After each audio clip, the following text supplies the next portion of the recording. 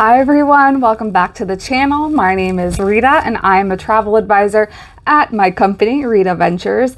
I specialize in cruise ship retreats for corporate execs who are wanting to increase impact within their employees, or small business owners and coaches who are wanting to create an even bigger impact in person with their following or clients.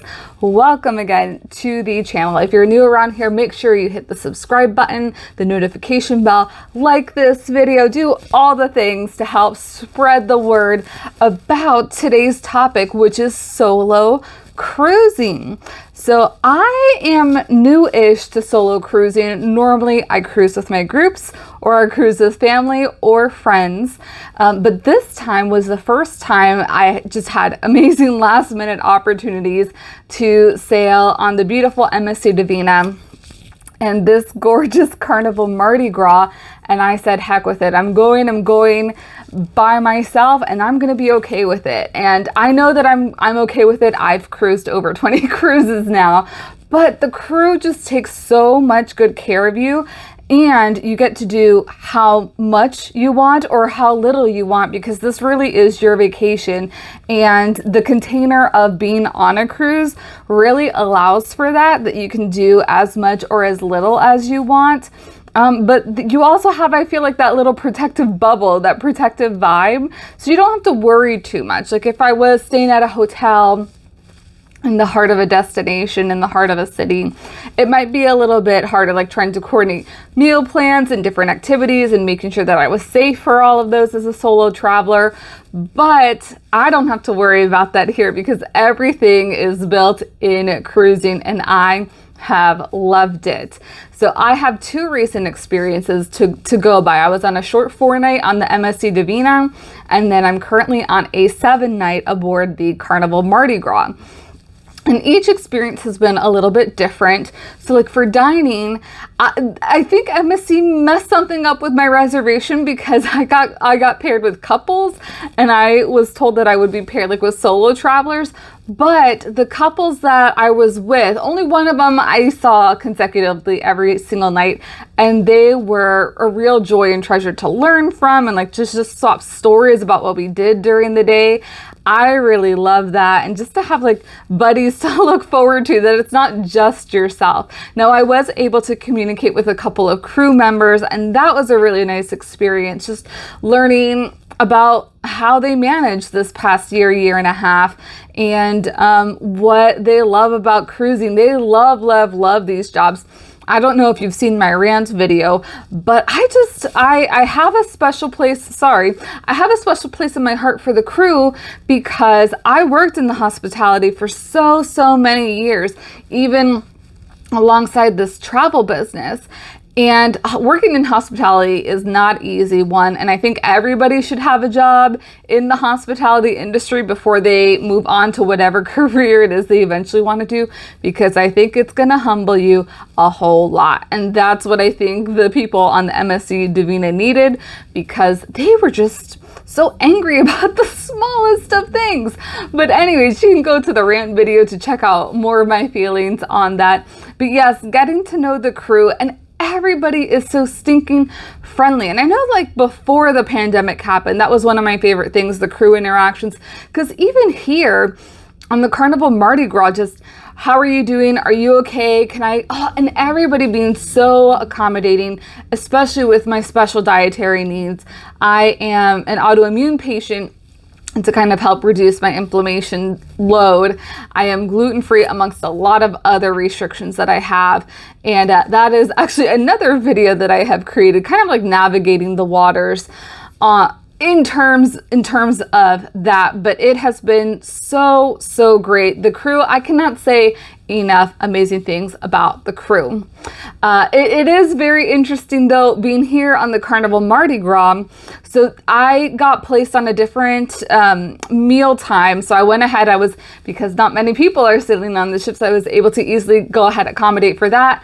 I had my own table, and that was a little strange. You see, like, having all the different groups of people around you, and then it's just you at the table.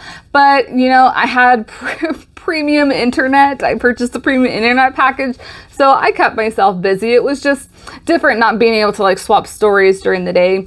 Now, I did get lucky 2 nights on this cruise. I ate at one of the specialty restaurants, Rudy Sea Grill, and the table mates that I had side by side were so welcoming and very great communicators. We were able to talk a lot of different things related to travel and cruising, some of our favorite vloggers on YouTube that we love to watch. So that was really nice. And then just past experiences. I'm finding that a lot of the cruisers right now are very avid cruisers, like high level of loyalty to different cruise lines. So that was pretty neat. But just to hear different stories, and then if I'm walking through the ship, now I'm able to say hi to somebody. So that is really nice. And then I did have a really great shore excursion opportunity in Roatan, and just really gelled with the couple that I was with. And we actually did like balcony swaps, like we did balcony tours with each other, and then they invited me to dinner with them last night. So it's just been really heartwarming and endearing. If you put yourself out there and are open to those opportunities, they do happen. So you're traveling solo, but you don't have to totally be traveling solo. There are certain things that I do love traveling solo for, and that's I get to wake up whenever I want to. I get to eat wherever I want to. I get to go to whatever show I want to and sit wherever I want to.